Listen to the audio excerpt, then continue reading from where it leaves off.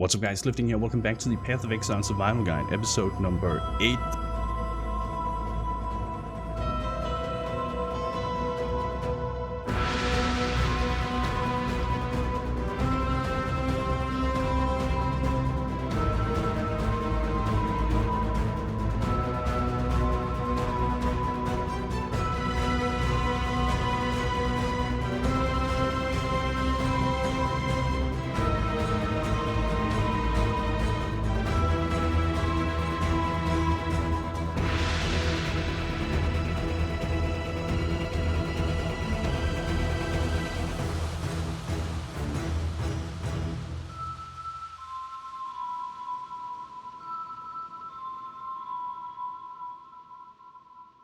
In the last episode, we talked about Einar and the beastcrafts that he unlocked.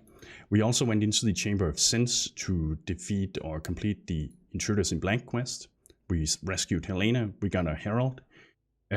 We also went into the Broken Bridge and interacted with the first of the Bandit Lords, Creighton, and we decided that we were going to kill him because for our build, we are not interested in getting any of the rewards that the bandits offer, but instead we want to kill them all and we want to get the 2 skill points that we can then get from Aramir. We still need to defeat Alira and we still need to defeat Oak. Oak will found up here and Alira here in the Western Forest, and we're going to start by going to the Western Forest because we have a few objectives here in the Western Forest. The first thing is we'll go and grab or complete the Way Forward quest. This is the quest we actually originally got in Act 1 by Tarkley, from Tarkley, and we basically need to open the pass that leads into this area. So once you get into the Western Forest, you basically just have to follow the road all the way down. On your way, you can try and pay attention to if you encounter some rubble to the side of the road, because that indicates a path into Alira. I think we may have passed it just before I turned on the map, but I'll show you once we get there. So as soon as you enter or encounter these black guards here, that means you are in the right place. This is the Thaumatic seal that we have to unlock. This is the thing that blocks the way. And there's this like small unique dude. This is what blocks the way, and yeah, as you can see, you don't want to ride a horse through that. We'll pick this up and then we'll open this. So this is now complete. That means that the quest, the Way Forward, we have to go back and talk to Bestel in Act 1 to get our skill point. But instead of going back, what we can do is actually consider that we actually opened the way to Act 1, so we can just keep going through into Prisoner's Gate. From Prisoner's Gate, we'll take the portal because we're now in Act 1. And this will take us to the Act 1 town instead of you having to go back to Act 2, then into Act 1, and then back again. Book of Skill, we can do this. So you could either choose to take the portal back again and run back, but I think it's better you just do Western Forest. So skill point. Another thing that's going to be sick today is that we're going to get our dual totem set up. 1 more level, and then we will be able to start doing dual Arc Totems.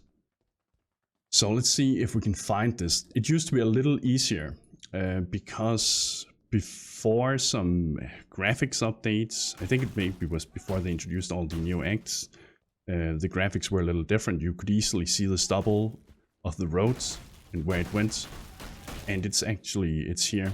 It used to be a little more clear, but try and pay attention to when you run around on the road that at some point you'll start to see stubble on either side of the road.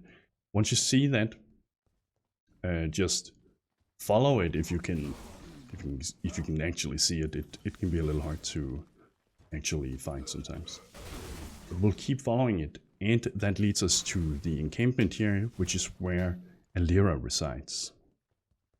And we're gonna kill Alira.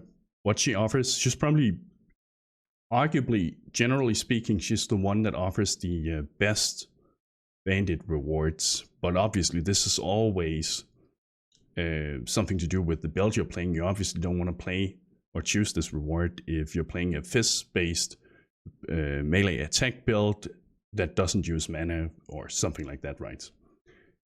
We're gonna kill her. And once we've done that, we are going to get her quest item as a proof of token of her kill. Then we are going to try and find the Weaver's Chambers. This is the third and last objective in the Western Forest. And the way it typically is, not always, but typically, if you have a Lyra on one side, you typically have Weaver on the other. And the thing you need to look out for is, of course, the webbing here. She's a spider, so she likes webbing stuff. So we can see some cocoons here, and we'll keep following this. And it should take us to her lair. If you start to run into an area where the webbing goes away, it's because you've been running too far. But we found it here this time. The Weaver's Chambers.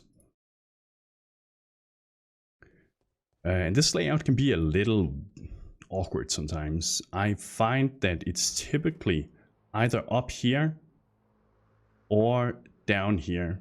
But even sometimes to get up here, you have to go this way and then backwards. We'll see how it is this time. We'll get the essence here. This is an essence of fear. I don't think we found any of those yet. This is for minion damage and yeah, basically minion related here. Not really that useful for us now, but keep in mind we will actually be picking up the ones that gives us that allows us to scale minion damage via spiritual aid for our totems, but also minion attack speed and such. So at some point, maybe, I mean, if there's no other affix that we can really benefit from, then that would be actually a decent thing to try and go for some minion damage. I'm playing Caustic Arrow character right now, and on that one I am actually using minion damage to partly scale the damage of the Caustic Cloud too. We can see there is some Syndicate stuff down here. And it is transportation. Guff, tiny grain. And I don't even know how far we are with some of the safe houses. We haven't gotten into a safe house yet in this series. It's going to be fun when we actually get it to be unlocked. So let's see, they become trusted, intervention, intelligence. This is Guff, and where is Aisling? She is, we can't really see that. I'm going to do this, even though trying to avoid too much trusted, we prefer the rivalries. It's better still to have, it's still better to have them connected in some way than not connected at all. So trusted is still better than no connection, but rivalry seems to be the thing that pays out the most at the moment. Alright, we can see the door here. This goes into the Weaver's Nest. And in here, we're not going to pick this, we're going to pick it after. We will fight the Weaver herself. It's a big, fat spider. Arc leveled up to, very nice. Let's see. Currently it chains 4 times. And with levels, the chains increase, but I don't think that's going to be right now. It's not every level that it does so. So let's see. Yeah, still 4 times, but damage increase, of course. Sweet, we got the Weaver down. And then we will pick our skill point here. And that means we can now finally, yes, get Ancestral Bond, which means that we can start using dual totems and rely on that. But as I've said in the past, it makes it so that we can't use skills ourselves anymore. We can't self-cast or deal damage with skills that we cast ourselves. We can still cast them. We can still hit monsters and such, but it won't deal any damage. So once we pick this up here, as you can see, right now it's just the freezing bolts like we had before, but we can have 2 totems here, and this is going to be very nice. What we want to do then is, of course, to get our spell totem together with our arc setup here, and we'll take out Onslaught, and then we'll try and see if we can get a red socket here, so we can put in spell totem. I guess, like, elemental proliferation, no, we don't care about that. It would be an implicit foiling. But actually, we still want the socketed level, or socketed lightning gems. That's still going to be more valuable. So let's just go back. Or actually, we have some chromatics here. Let's just do it right then. Nope. Nope. Come on, just 1 red, 2 blue. Wow. Okay, that's pretty unlucky too. So we have 8 more in our stash. Let's hope we actually get it. The thing is, I can't remember if I explained that earlier, but in either case, I'm going to do it again. Wands, or even easier, to sockets, the colors of sockets are attribute aligned. So let's say you have something that requires 120 intelligence to use. That's the only requirement that's on the item. That means that when you use chromatics on that item, then it's more likely to roll blue sockets than any other color. So for instance, if you have another item that, let's see if we can find it on one of the vendors here. Like we can see this wand here, for instance, has 47 intelligence. It means it's more likely to roll blues than anything else. But I kind of wanted to show you a hybrid item too. So that would be a staff, for instance, if that is here. Or a scepter works too. A scepter here, you can see the requirement here is level 20, 38 strength and 38 intelligence. That means that this scepter here has an equal chance to roll red or blue sockets on it. If it had higher intelligence than strength, then there would be a higher chance of it being blue. Then there are these things here where it doesn't say any requirements. And that's because it's starter items. I think this wand here, what is the item level 3? It's one of the first things we found on the beach, right? Still pretty good for what we do here because of the levels. But at the very, very early items in the game, they don't have attribute requirements. But as far as I know, there's still like a hidden attribute alignment for when you roll the sockets. So a wand, for instance, is still more likely to roll blue as opposed to if it was the hammer, for instance, that had no requirement, then it would more likely to roll red. So that's probably partly reason why we saw a lot of blues on this here too. So come on, we just want, yes, there we go. Excellent. So that means we can use a spell totem here, we can put our arc in here, and we can put added lightning. So now we can put down 2 arc totems. We can no longer self-cast it, but we can, or we can cast it, but we cannot deal damage with it. We don't really have any use for our freezing pulse anymore, so we're gonna get rid of that. And we're gonna pop in all of the stuff we've picked up over the time. Now, Herald of Thunder, the secondary effect does not apply to the totems, but the damage that it applies, you can see the adds 2 to 9 lightning damage to spells. That still applies to the totems, but eventually that is not going to be worth it for us to keep using because we would prefer simply just having more life for or more mana to utilize Mind Over Matter better. Okay, so this is a bubbling. Bubbling is a very good prefix to get on flasks in general because you can get part of it instantly recovered and then a bit of it over time too. Seething gives only instant, but not, and more of it, but not some over time too. But the thing is, it also has off animation, and that means that 52 of life recovery goes to minions, and we're not interested in that, right? We're not using anything that can benefit from it. Could re-roll it, but it's not a high enough base for me to want to try and re-roll it, and we don't really need it yet. The Grand Life Flask, however, is much more fitting for our level. Level 18, I think it's the highest we can get right now, so we could, just for the sake of it, we could spend a transmute to see what we get. They're not worth much. That's not really something we're interested in, so we'll spend a single alteration. Let's see if we get lucky. Of Dowsing, removes burning, that's okay. This is a suffix. Let's spend an Orc of Augmentation to add another affix to this. We'll add a prefix then. And we got Charge Recovery. Not too... It's better than nothing, right? But it's not important to us. Veiled items, they are identified by that weird shroud affix you can see at the bottom right. Basically, it indicates that there is a mod that has yet to be unlocked on this rare item. To unlock the mod on the rare item, you need to go to June, you press Unveil Items, and you put it in here, and you unveil. The choice you make here will be applied to your item.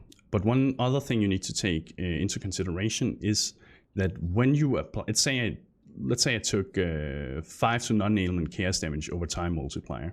If I take this one here and it gets enough experience to go all the way up and unlock, that means that I will from now on have this mod to use on my crafting bench in the hideout.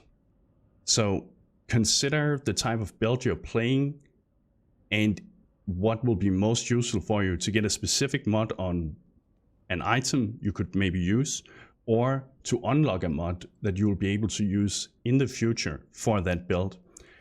So let's see, with this one here, for instance, 22 to increased lightning damage. We could probably use that later in our build. And we know that we're not going to use the spiked club here because, well, it's not really our type of item. So we don't really care about that. We'll pick this here, we'll confirm, and as you can see, the bar goes, and then it unlocks this mod here. We can then see, well, let's take the ring first too. We'll do the same for the ring, and it's actually a decent ring for now. It may be an upgrade for, yeah, it's an upgrade for one of them, so that's good. So we have 3 other choices here. We can select fire damage and lightning damage. You can shock nearby enemies for 2 seconds when you focus. And 14% increased effect of non-damaging ailments on enemies. I think for the sake of education here, we're going to go with the shock nearby enemies for 2 seconds when you focus, because any mod that says when you focus or while focused, it will unlock a new ability for your character. And I'm going to show you that in just a sec. We're going to pick it now. And it also means that now that it's unlocked, we can put it on our item in the hideout. And I'm going to show you that first. So if we go to a hideout, the crafting bench we then have, you have like a base amount of recipes that you can use to start with, right? But as you can see, we now also have the shock nearby enemies for 2 seconds when you focus. It costs 4 alterations to apply to the item. And we have, where is the other one? Increased lightning damage and change to shock. We can see this only goes for 2-handed weapons though, 2-handed melee and bows.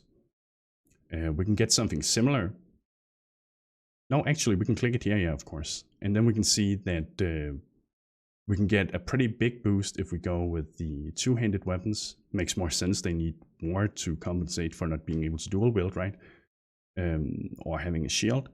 And we can get a slight or a smaller bonus for 1-handed melee and wands. Now in our case, let's get, well, let me show you the focus thing. So if we take the ring that we just unveiled, shock nearby enemies for 2 seconds when you focus. If I equip this ring here would be a decent upgrade for, we'll use it instead of this one here. We'll get more life and some mana regen, a bit of evasion, doesn't matter too much. But the thing that matters here is that if you pay attention to the action bar down here, we got the one called Focus, and it says focus your power, granting yourself the focused buff. It lasts 4 seconds, and the expiry rate cannot be modified, the skill duration cannot be modified. So it's always going to be 4 seconds.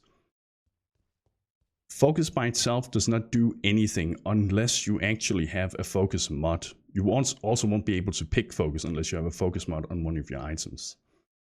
Now we know that from the ring here, it says shock nearby enemies for 2 seconds when you focus.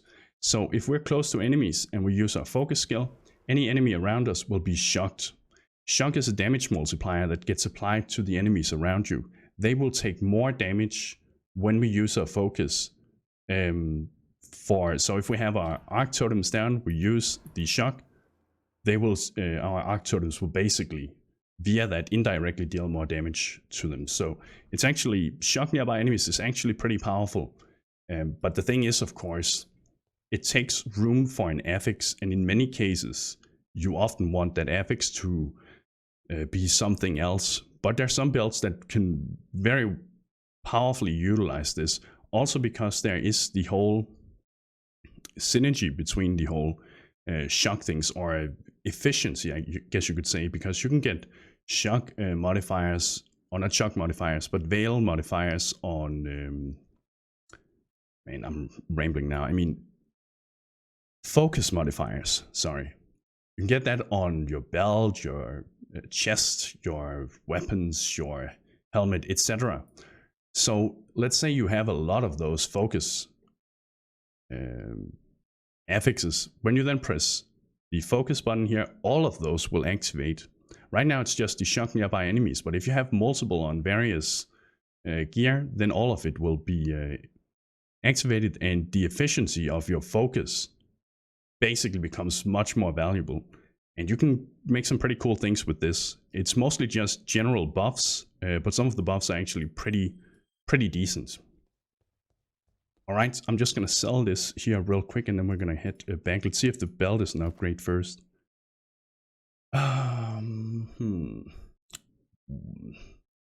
Actually, not really. Its flask recovery rate, we don't really care about it yet, and it has less life than our regular one here. So we're just gonna get rid of it. And this, and we're gonna get rid of the one we just crafted. We're still gonna keep the recipe, of course, so you don't have to worry about that. But we can get rid of that. And we're gonna get rid of our Onslaught gem. We don't need that either. This is the Malgaro spike we got from the Weaver, and we will use that in just a sec. Put our essence in here, and let's continue onwards. Ooh, now we can use our dual totems. So the next objective is to go into this area and unlock. Or well, we have to go and kill Oak now. We'll get our skill points, but first, to be able to continue after that, we will talk to Selk. He will grant us some support gems here, or we can choose one. And this is for killing the Weaver quest. These are always they're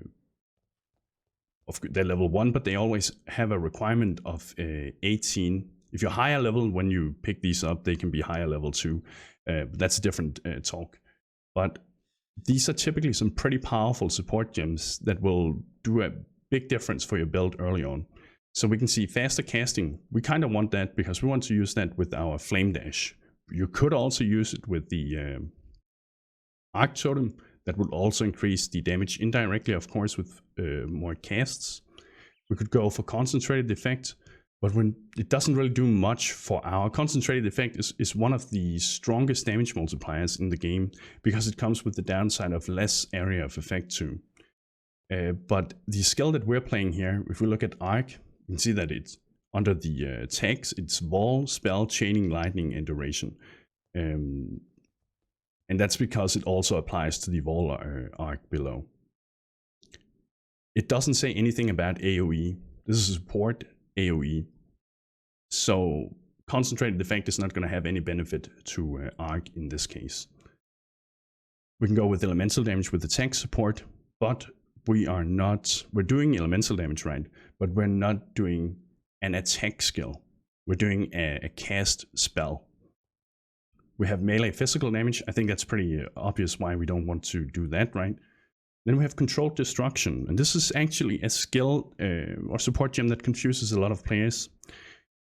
Because it says supported skills have 100% reduced critical strike chains. A lot of people will interpret that as if they use Controlled Destruction, then they will not be able to crit. It will remove their critical strike chains entirely, right? That's not true, however. You can still crit when you use Controlled Destruction. It just reduces a certain base amount with all the modifiers that you have applied. So let's say you are playing a crit build and you have 50 chains to crit, then you're adding Controlled Destruction. It's not going to take that chains to 0, but roughly speaking, it typically reduces your critical strike chains with 6%, give or take. So you can still crit with it. And it gives a very powerful, you can see the supported skills deal 25% more spell damage. It's a more multiplier. It's very powerful. So Controlled Destruction is something we would want to get. Then there's also Elemental Focus, and this is one of the other very, very powerful damage multipliers in the game, but it's because it also comes with a big downside, and that is that supported skills cannot inflict elemental ailments. In our case, that would mean that anything we link this to cannot apply the shock ailments, which is what Arc would be able to do, being a lightning skill. Had it been a fire skill we linked it to, it wouldn't be able to apply ignites, and had it been cold, it wouldn't be able to shatter or, freeze enemies. And we want to be able to apply shock with our Arc here. That's a good damage multiplier, so we'll use a different support gem. One thing you can do, of course, is we could still use it and then apply shock via our focus, but it's only for those 2 seconds. at this level at least. But what we will be picking up for now is Controlled Destruction, because we care about the damage multiplier here, and then we'll want to get the faster casting too. We can only select one. We're going to pick a Controlled Destruction, but now, once this quest has been completed here, we've unlocked these skill gems, and we can then talk to Yena, and we can buy them from her too, including the ones that we weren't offered as a support or as a quest reward. We will go with faster casting, so we can link that to our Flame Dash. And I think that is fine for now. We're just going to stick to that. So Controlled Destruction, we are probably, the thing is, it may not, added lightning damage right now might be slightly better at early level. Let's try and see. And if that's the case, we're just going to level it. So right now 161, we add this, it is 165. Okay, it's better from the get-go. We'll just put our added lightning in here, so we keep level up, because we'll be using it later for our setup anyway. Then we had the Flame Dash, and it's linked to Arcane Search, as you may remember. And you also remember that in order to proc Arcane Search effectively, we need to be able to spend enough mana for it to reliably proc. And we can see that in this case, it's 22 mana we need to spend for the Arcane Search buff to proc to get the more spell damage and cast speed. If we look at the current cost of it, it has 13, so that means that we have to use it twice at the moment to proc it. So this is a little too high in my opinion, but I didn't have any, I think we'd lacked Scours maybe or something like that to D-level, and we couldn't buy a lower level or something like that the last time. Either way, we have to use a Flame Dash twice at the moment to proc it, and that's not ideal. So what we can try and do here is that if we could get 3 blue, we could link them all, because that would increase the damage cost of it, because faster casting here, it has a mana multiplier of 120. So that would increase the mana cost, base mana cost of Flame Dash, whereas Arcane Search also increases it slightly by just having it linked to that. But we would need another 3 link. Let's try and see if Yena has a proper 3 link. This here is, we could try and do that. It means I would have to sacrifice the shield, which is decent enough, but at this level, it's probably not going to matter too much. We'll be fine without it. It is a pretty decent shield though, so let's try and see if there are maybe some gloves by Groist or some boots or something like that that can offer it instead. So we have 3 blue gloves here. They're not linked, unfortunately. There's a shield that's 3 linked, but not necessarily with the affixes. Boots here, 3 colors, but yeah, no. So I think alternatively we could try and get 3 blue on this here too. Do we dare sacrifice?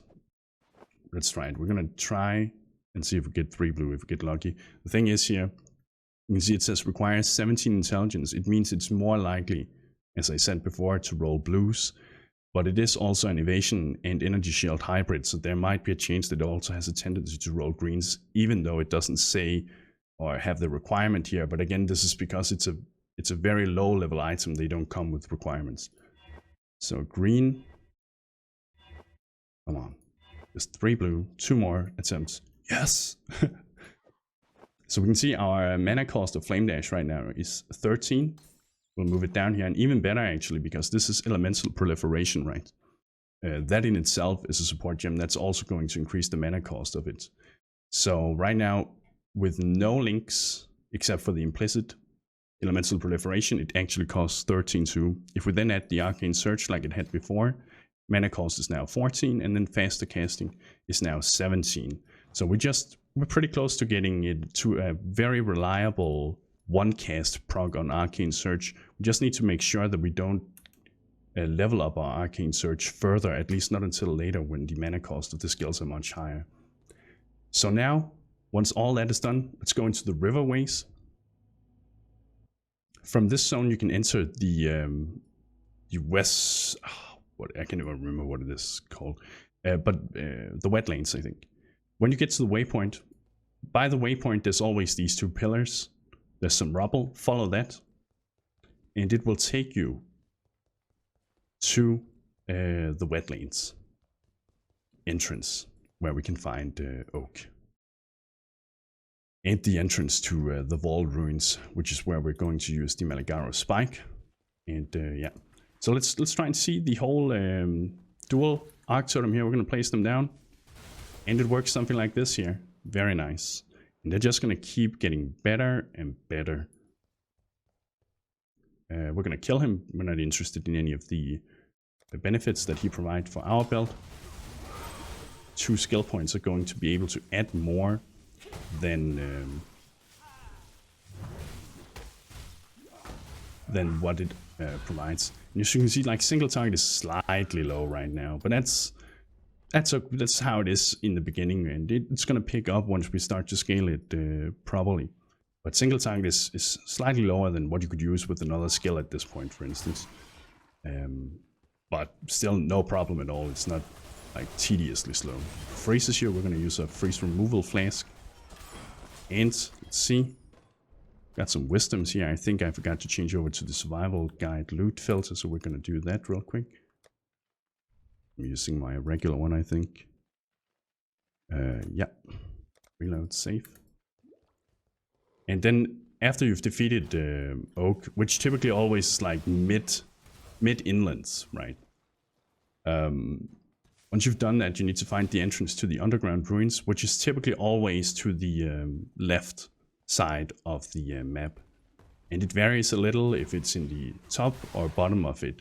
There used to be a method of finding this, but I think, I'm not sure if it's valid anymore. You could basically follow the creek, and it would give a good indicator.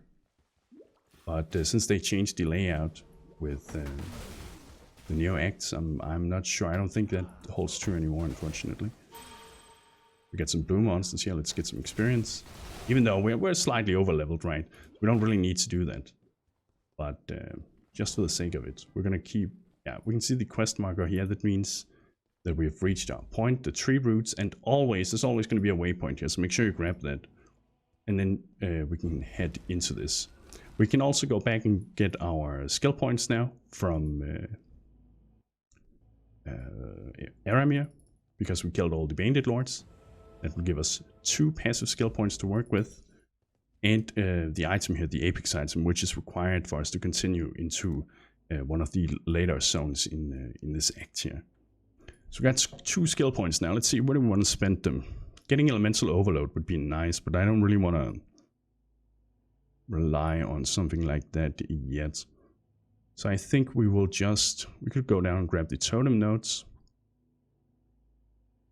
But I think we want to go up and start getting mind over matter, because we don't have that much reserved mana, so we're completely fine on that front.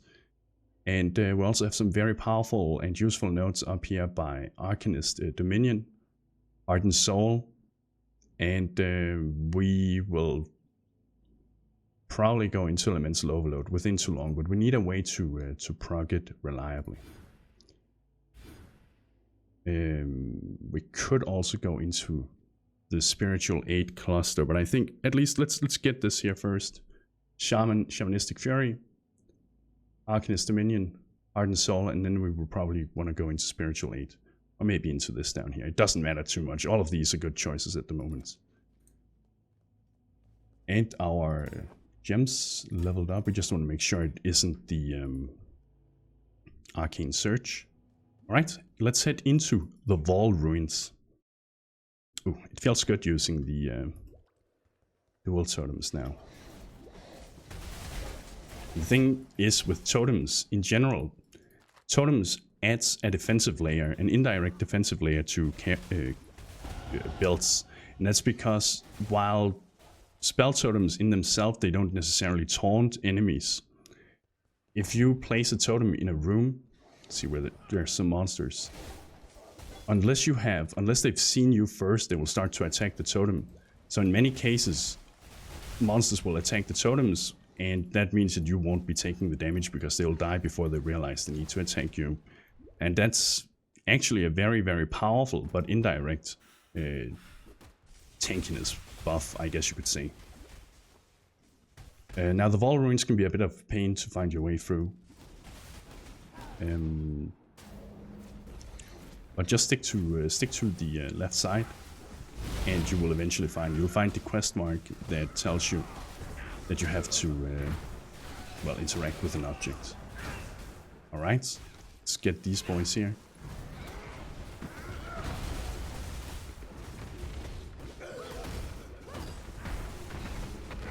Alright, so we can remove Jorgen from the Syndicate. We're not really interested in that. It's fine with Hillock up there, but what can we do? We can get ranked to Jorgen and they become rivals. It's alright, we will have to get Hillock up there again, but let's make them rivals and then... Yeah, it's okay. Jorgen, however, I'd prefer having him over here, but we're not really trying to meta safe house it yet. We can move them around later. And then we can... Yeah, let's just impress him, I guess. Get a bit of safe house intelligence, even though it's minimal when he doesn't have any rank. I think it's only 1 point per turn for 3 turns. Higher rank, more intelligence you get. Makes sense too. So we leveled up again. Let's grab this here. I think we'll go for maybe we'll probably get Arcanist Dominion first. Get a little more attack speed for our totems.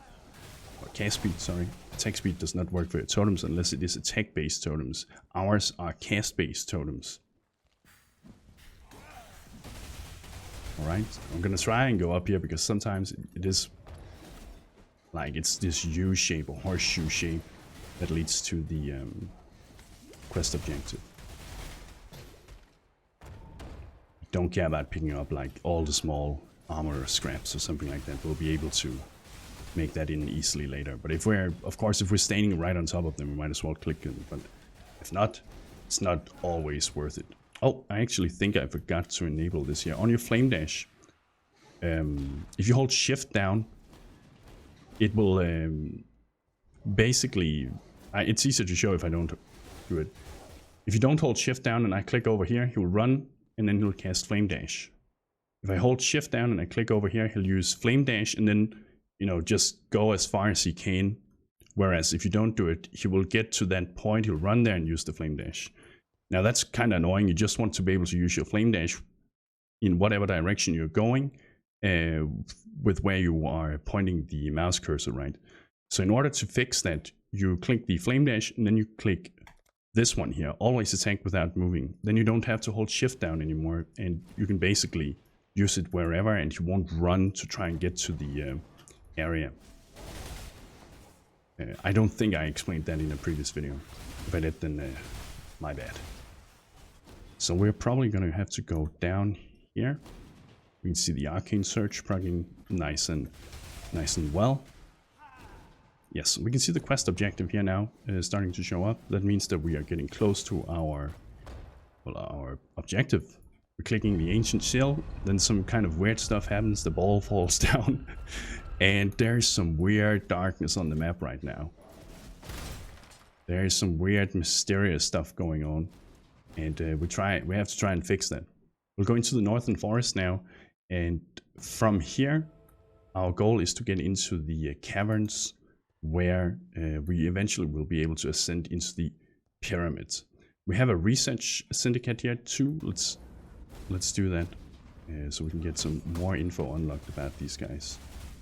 I don't know if we've done a research syndicate yet in this series, but basically research syndicates work a little different than the other ones. You can see these icons down here. It says 1 must survive and there's 5 remaining. Basically, the enemies are trying to destroy the objects in the archives here, whatever this place is called. And you have to kill them before they can do that. And you can see the health like ticking down on them here. Typically you just want to run to the end until you find one of the syndicate masters. And he has Chimera jumping in here to help him. We're going to use a shock, or our focus, to shock them for a couple of seconds. And if you kill them fast enough, then this will be completely fine. And we killed Janus, he was like the master in here. So we're fine, we saved it, we're good. Sometimes you will encounter them slightly further out. You don't always have to run to the end room, but typically this is where you find them. So if you get in here and you're in a hurry, just run to the end room, wait for them to spawn, or you will encounter them on the way. You don't have to, at least not from my experience, you don't have to worry about trying to kill the monsters that are trying to attack the other objectives around the map, which are indicated by the green marker here, right? You just have to focus on the Syndicate boy. So Janus and Chimera, we can see Chimera moves to research. Chimera we definitely want over at intervention for the sulfide scarabs. I guess we'll just give rank to Janus and then we'll see what our option is here. Chimera and Jorgen become trusted. That's okay, they don't have a relation yet, so we'll create some kind of relation here, which means that there'll be a higher chance that when Jorgen spawns or Chimera spawns for something, both of them will spawn, even if it's trusted or rivalry. Let's get into... I think we want to grab Arcanist Dominion first. Spell damage, Caspian Intelligence. And then we want to go for Shamanistic Fury for a nice totem damage buff and the placement speed too. And within too long we can actually start to unlock our Ascendancy too. We have to get to Act 3 first, of course. But we're getting closer there, and that's when you unlock your Ascendancy, that's when your build starts to take shape, grow roots, whatever you want to call it. In the Northern Forest, you'll encounter a lot of Devourers typically. In the past, Devourers used to be very, very dangerous. It's not really so anymore. If there's a lot of Devourers, the best thing you can do is just keep moving. Don't stand still for too long. They'll swarm around you and they will deal a lot of damage. But, as I said, it's not too bad anymore. There was really, back in the day, they were notorious for destroying characters in hardcore. We have a beast here. Einar should pop up and, oh well, he is here already, of course, he captures it. And this now goes into our menagerie, so we can craft with that later. We can also see from the text here on the side, there are 5 beasts that we can potentially catch in this zone. Here's another one down here. We can see the yellow map marker, and let's just do that, because we might find them to be useful for crafting later. But at the same time, I guess I don't really want to go too far out of the way to try and find them. We're just going to keep running towards the north, which is what you should always do in this zone in the Northern Forest. Just keep running north, and eventually you'll find the zone that leads into the Caverns. You can also see the Dread Thicket here. Always skip that. There's nothing to do in the Dread Thicket in Act 2. However, in Act 7, there is some relevant quests we want to do there. But for now, just skip them. It's not there's nothing to do in there. There's not even a quest to do in there. Alright, we got a few other beasts here. Oops, that dealt a lot of damage. We're going to use our focus to shock them. I'm going to set down a ball arc, but we have to recast the totem as soon as we do that, because it'll just cast the ball arc once and then not anymore, so we have to like replace it with regular arc totem afterwards. Pick these up here, and Einar should have captured these. We actually got all the beasts here, so they were on the way. The Caverns up here by the north, and then we'll go into that. Now the Caverns in itself is not too interesting of a zone. There is a unique zone boss here, like a big koala or something like that, that actually can be a little dangerous if you are playing in hardcore and if you don't have bleed removal. That's a big bleed debuff, which can kill you. We can see we're gonna get a new beast type here, Pain Slash. So once we capture him, he'll be added to our menagerie. Alright, we got him. Excellent. There we go. And we leveled up too. I have another red beast down here. We'll spend our skill points when we get to the end of the zone. And some of these red beasts can be very dangerous. They can have a lot of modifiers, affix modifiers. And the higher difficulty, the worse, of course, because those modifiers scale more effectively at that point. You can see this one here has extra cold damage, life regen, and accurate. Life regen in the beginning when you play any type of build can be super annoying, because the life regen actually is pretty powerful in the beginning of the game for monsters, which can make them in some cases unkillable if you don't have proper damage for your build setup. And it has happened many times when there's a new league and some new monster types, they have life regen and they just feel completely overpowered until they get balanced. This is the unique zone boss, Kuro. We're good there. I think it's an earthquake he uses that then has chance to bleed or something on it, which will apply the bleed and deal a lot of damage if you can't remove it. So be a little careful around that one, but otherwise pretty easy. We got a Jeweler's Strongbox here. Jeweler's Strongbox always refers to items such as rings, amulets, and belts. And as you can see, this is also what dropped here. So Jeweler's Strongboxes, it will drop that type of gear. And not jewels as you would think. Let me try and see, is there any good links on any of these here? Let's get the Agate amulets. I think we have a pretty bad amulets.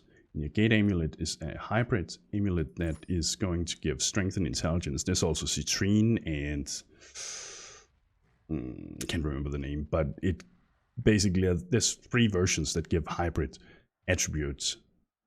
Which can be good if you need to cover attributes to use a certain skill gem, or to pick up or wear a certain amount or a type of gear. But nothing really we needed here. We'll pick up the coral ring maybe. Once we identify that, it might be slightly better than the other magical coral ring we have. And we should near the end here of the caverns. Yeah. And in here, we can see waypoint, and very interestingly too, a crafting recipe. We're going to pick this up, and we have unlocked movement speed rank 1 for boots.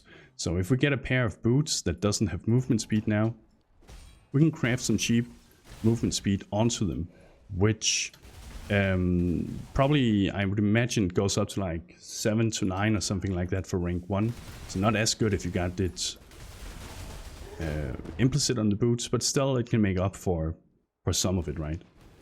So in the caverns, we get into this. This is like the bottom, lower level of the pyramids. And our goal basically is now to get to the top of the pyramid. Oh, and here's another thing. I'm not sure we've seen that before.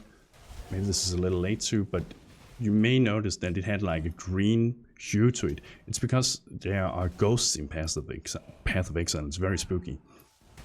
And they can possess enemies, basically making them stronger, giving them more affixes, damage multipliers, defenses, etc. But if they possess an enemy, they will also grant more loot when you then kill them. And multiple ghosts can't possess the same enemy, so if you could theoretically, I think, have like 4 or 5 ghosts or something like that on the same monster. And they can become very, very dangerous. I think you can even have more, but that's too unrealistic for generally speaking that it will happen, right? But they can become very dangerous then. And they have each ghost, there's different types of ghosts. Some ghosts provide elemental damage, some ghosts provide bleed damage, some makes corpses around the enemy explode and such. And they can be pretty interesting.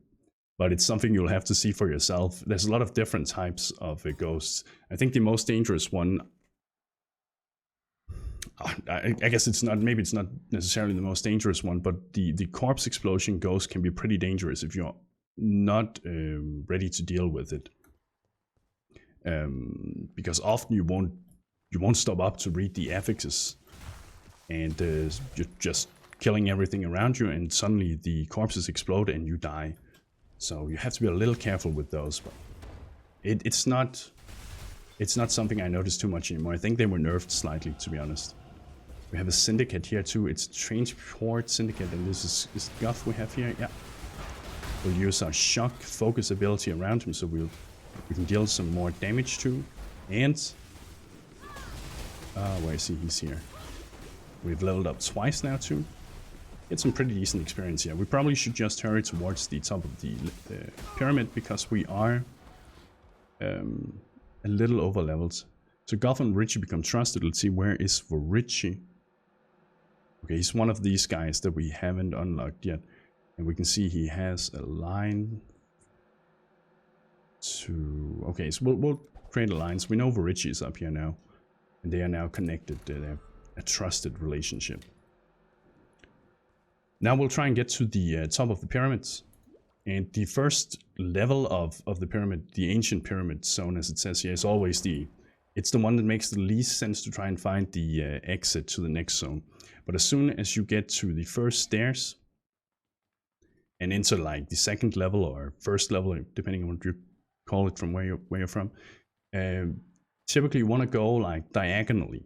Typically the zone or the next pair of stairs that leads to the next level is typically in a diagonal direction from here. So imagine that this is a square shape, corner, corner, corner, corner. Typically it always diagonally is placed in that. There are exceptions, but typically. So we'll try and see if it holds true here this time as well. And as it did, so you can see up here, entrance to the next. We'll get the jewel orb here, we can use that. And now again, imagine a square shape, corner, corner, corner, corner. We'll try and go down towards this corner here. Yep. And it holds true too. Pyramid Apex. We are now, boys, at the end of Act 2. This is the final boss of Act 2. It's the Wall Oversoul. He's a weird squid type of guy. He has a few different abilities. He can shoot lasers, which can shock you, similar to our effect here, which makes you take more damage. So if he shocks you, first of all, you take damage with that. But if he then hits you right after again, you will take even more damage. Or if he has some minions that hit you. Because that's one of his other abilities. He can spawn these spitter guys. Then he can also do a big slam, which deals a massive amounts of damage. So if you, it's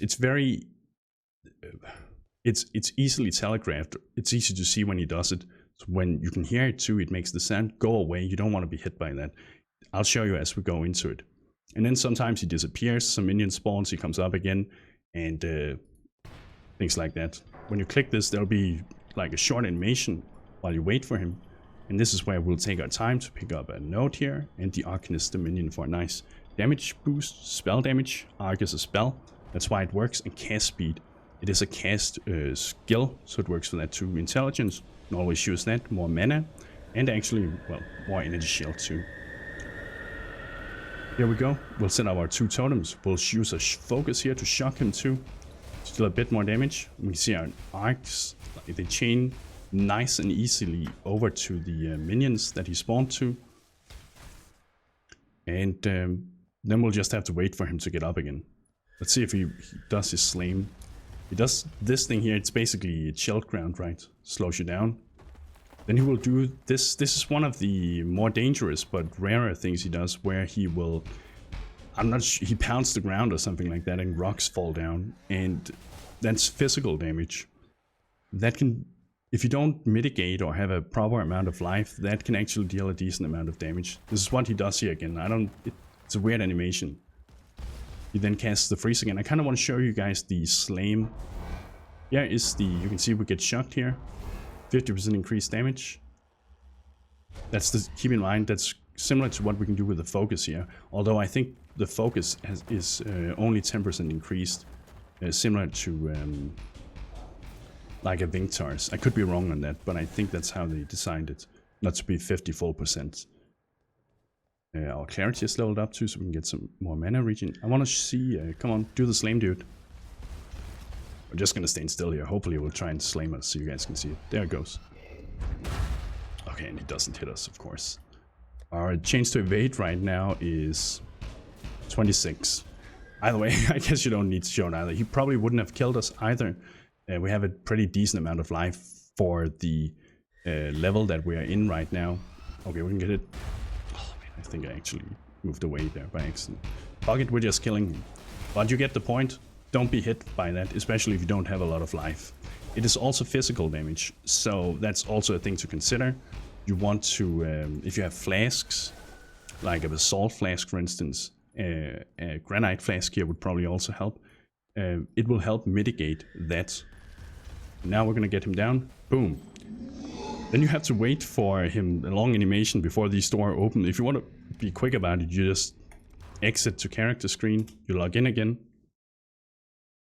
Don't do this unless you have an SSD. Then you press Act 3 and you can go to the city of Sarn. In many cases this is actually faster than having to wait for the animation. I'm still not sure why the animation has to be so long. I think it may be like a hidden loading screen or something like that. But it's a slightly faster way to do it. And boys, we're now in Act 3. Yes! Like back in the days, dude. This is Act 3 was the final act of the game. Obviously the scaling and the levels were very different when you would reach the part and such, and you would have multiple difficulties in the game. So once you completed Act 3, you would then go on to cruel difficulty instead of going into Act 4. And then when you've done that, you went into merciless, etc. So Act 3 always, for me, it always holds like a special place in my heart because that was like the end back then. Clarissa, that's the first thing you need to take care of here. As you enter the city of Sarn, you basically killed the slight unique zone boss here, and you then free her. She'll go back to town and she will give us a quest then. We also have Syndicate down here, another transportation. Let's get that down real quick. We'll use a focus around this guy to shock. Okay, and we have Chimera. Chimera can be really dangerous with these ice spikes, and you have to be very careful with those. It's not too bad in the beginning, but at high tier maps, the way its damage is multiplied, it's actually pretty nasty. So we'll get Chimera down here, and then we'll have to follow the transport because I think, is it Goth maybe? No, it's Haku. He's continuing along with it. Haku can be very dangerous. It deals tons of physical damage too, so if you don't mitigate physical damage very well, he can easily one-shot you at later points. So Haku, we can give him rank. What can we do with Chimera here? We can also give him that. We don't really want to move into transportation. We'll just give Haku rank. Haku is nice to get on intervention too because of the ambush scarabs he gives, which makes it so you find more chests in a map. But for now, let's just give him rank here. Oh, there's a rare 2-stone and a rare diamond ring. We can remove all rivalries. We don't really care about that. We'll just interrogate him, get a bit of more intelligence. Let's see the ring we got here. 2-stone ring. Lightning damage to attacks. Now, normally that sounds good, but we're not attacking, right? We're using a spell with casting, so it doesn't work for us. Mana regen is decent. It also gives maximum mana. That's okay for when we want to use mind over matter. Rarity of items. It basically means that there's a higher chance that when an item drops, this is a magic find affix, by the way. It makes it so that when an item drops, there's a higher chance that that item will be of a higher rarity. So a white item, there's a higher chance it would be blue, or a blue item would be yellow, and even from yellow to unique too. But people mostly care about, and for good reason, the affix called item quantity found, or increased item quantity, which makes it so that it's simply more items dropping, because in the long run that gives more. It applies to currency too, whereas rarity has no effect on currency. But this one here, I mean, it's yeah. We get the implicit cold and lightning resists.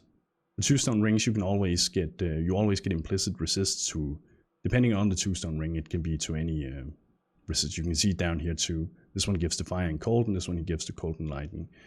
The diamond ring always gives implicit crits, which is not, we're not crit based, so it doesn't really matter for us. But at the same time, it gives life. It has mana too, and has cold resistance. It's a pretty decent ring. It's better than this one here. So we'll use it instead of this for now. It's not much, but still. We also got a heavy belt. Yeah, heavy belt always have the implicit of strength. It goes up to 40, and strength. Remember that also gives life. 2 strength gives 1 life. And with this here we get fire, cold, and flash charges gained instead of the life. So I think we'll do it. We'll lose some life on this because the strength will not be able to give us as much as this. This will give us 16 life. But it has some fire and cold resist. And our fire resist is slightly low, cold is not too high either, so I think it's a valuable trade here in this case. We already have a decent amount of life for the level we're in. Let's try and check the helmet here, if there's anything good. This is not very useful for us. This is not very useful either. We also had the other coral ring that gives dex. Let's try and see, do we have an augment here? No, I would have thrown that on it. We do have an alchemy orb. So we could, for the sake of it, because we can still use some more resist, let's use an orb of alchemy to turn this white normal item into a rare item. This gives us, on top of the implicit, it gave strength, so a bit of life, some intelligence, evasion rating, and fire resist. Nothing too great. You get a bit of life with it. Yeah, a little more resist. The evasion rating, we're not an evasion based build, so it doesn't really matter much. We don't scale that very effectively. But then again, evasion is actually pretty good in the beginning either way, because you don't need a lot of flat evasion to actually get a decent amount of chance to evade. Let's see, do we want to use it instead of something? Is it fire and cold? I think we'll do it because we lose a bit of life, but we also lose a bit of mana, but we do get better resists here. So if we check this out now, yeah, this is okay. And then we'll move towards the city, not the city of Sarn, but the Sarn encampment. This is the hometown of Act 3. This is where the things go down. We can see Clarissa standing in there. That's the woman we just saved. And that's where we will get our first quest. If we were to go down there and talk to them, we'd get a quest that sends us in this direction here into the slums, where Clarissa wants us to find Tolman in the zone called the crematorium. That's the first thing we have to do. Also, you can see here, this is the ascendancy plaque. Once we have unlocked these 3 zones, labyrinth trials, we can go into the labyrinth for the first time. So you enter it via Act 3, but most likely we're going to do it once we're someplace in Act 4, just because it makes sense progression-wise. We have Maramoa down here. She doesn't really do anything at this point in time, but later in Act 8, I guess it is, you can buy items from her. Hagen is the boy you buy regular blacksmithing items from at this point, and Clarissa is the one you buy the rings and wands from. And you can also see she has a lot of currency where you can, if you wanted to buy an Orb of Change, you could trade that for one of your Orb of Fusings. You could buy an Orb of Regret if you had 2 Orbs of Scour, and so forth. So you can convert your currency from the vendors. And that was a feature that was in the game for such a long time without me realizing it. I think I played this game for a couple of years before I realized that. I felt so stupid when I realized it, but you can convert some of it, so keep that in mind. But obviously you are also, she's a vendor, she's benefiting from it most likely, right? So don't go too crazy with your conversions. Don't convert more than you have to. And also because sometimes if you go to the PoE trade sites, you can find the currency cheaper than what the vendors will give. Sometimes, not always, but it can be a nice way if you just, you need an Orb of Scour and you have some chances you're not going to need. So yeah, easy way to do it. And she gave us the first quest, as I said, Lost in Love. We need to find Tolman in the crematorium. We have to go into the slums, Sarn slums, and then find the crematorium zone. But boys, we're going to end it for now. I think we are nearing the time anyway. We did some nice progression today. We went from Act 2, did all the bandits, and then we, not in a sexual way, except for Oak. And then defeated the final boss. In the next episode, we will be heading in and rescuing Tolman. We'll be going into some sewers. We will be going into a magnificent temple. And probably, no, we probably won't deal with Piety yet. Piety is one of the bosses here. Used to be the variant boss. But we'll get to see it. I hope you guys are still with me. I hope you're still enjoying it. Thank you very much for watching. And bros, do you even nerd?